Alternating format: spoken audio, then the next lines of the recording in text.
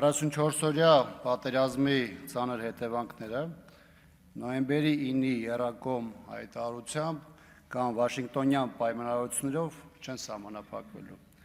Դրանք տասնյակներով ծանր ազդեցություն են թողնելու մեր երկրի բնականոն ընթացքի, նրա շուրջ ձևավորվող անվտանգության միջավայրի, ինքնիշխանության և տարածաշրջանում Հայաստանի տեղի և դերի վրա։ Հայաստանը կհաղթարի այս ընթացքը միայն այն դեպքում, եթե պատերազմին նախորդած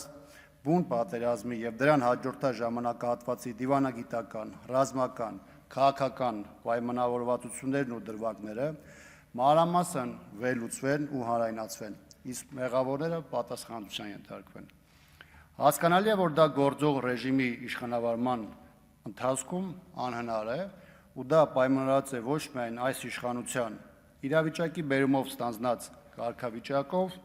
այլ նաև նրանով այս 5 տարիների իրադարձությունները ցույց են տվել, որ կառավարչի միակ նպատակը փաստերի ու իրական գործընթացների սվաղումն է ու պատերազմի ողբերգական ելք ըստ քաղաքական նպատակադրությամբ օգտագործումը։ Պատերազմից 5 տարի անց պարտության գլխավոր պատասխանատուները ոչ թե բանտում են, այլ հոխորտում են, սպառնում են, շանտաժ են ենթարկում սեփական հասարակությանը և որպես օրակարգ դիտարկում ոչ թե պատերազմի հանգամանքների պարզումն ու դրանից բխող իրավական գործընթացները, այլ իշխանության երկարաձգումը։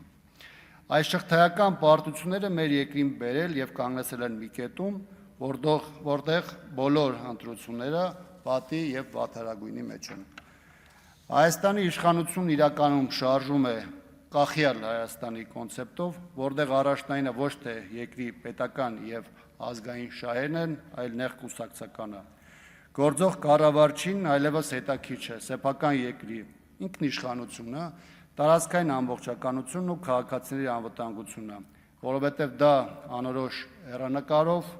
արդեն արտապատվիրակված է երրորդ կողմին և որում ինքն ունի բացառապես լուռ լսելու և կատարելու գործառույթ։